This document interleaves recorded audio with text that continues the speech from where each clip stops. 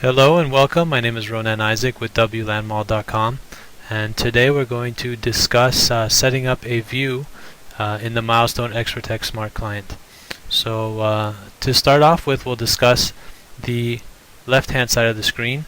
Up at the top here we have the Views box. Views box is, well, where we'll create our new views. We can either create a shared view or a private view.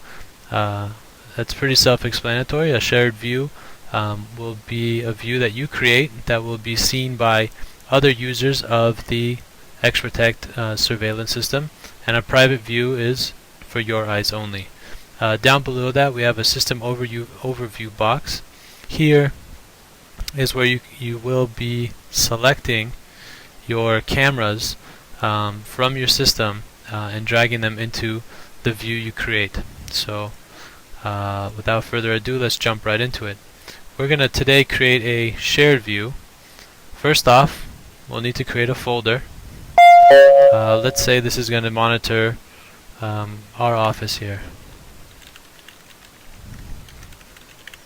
Okay? And then we'll go ahead and create a view within that folder.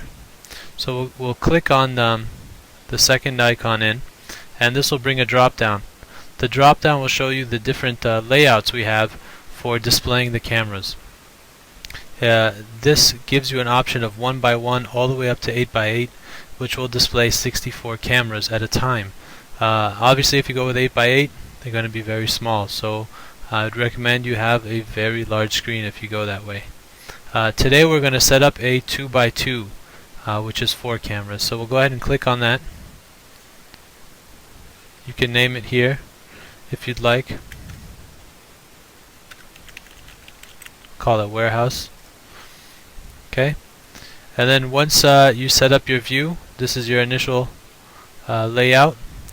We'll go in and select our cameras. So we'll come down to System Overview, open up this tree, Cameras. That'll bring down another folder, Servers.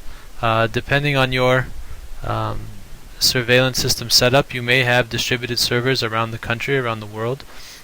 Each server will have a set of cameras that it records and manages. So you may have multiple servers here, and that's the beauty of the Milestone XProtect system, is that you can have that distributed architecture.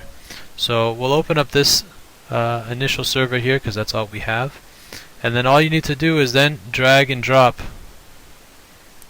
each camera into the boxes.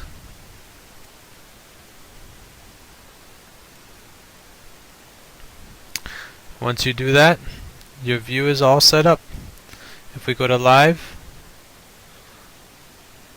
we can now see all our cameras connected and all of them are working. So that's it. It's pretty simple. I hope you enjoyed this, and if you have any further questions, please feel free to browse to www.wlanmall.com. WLANMALL. Thanks for looking.